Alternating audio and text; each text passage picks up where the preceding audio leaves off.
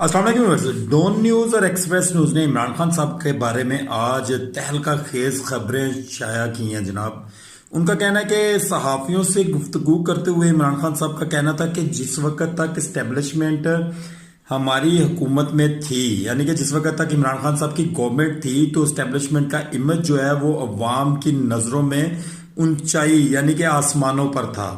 जैसे ही इस्टेब्लिशमेंट ने चोरों का साथ दिया, उनके साथ बैठी, लंदन प्लान जो है वो काम करना शुरू हुआ, जजेस जो हैं वो साथ मिले, इस्टेब्लिशमेंट ने जो है वो नवाज शरीफ का साथ दिया और लंदन में इस सारे प्लान की प्लानिंग हुई, इस सारे काम की, यानी कि इमरान खान साहब की गवर्नमेंट को गिराने के लिए। उसके बाद वो कहते कि जो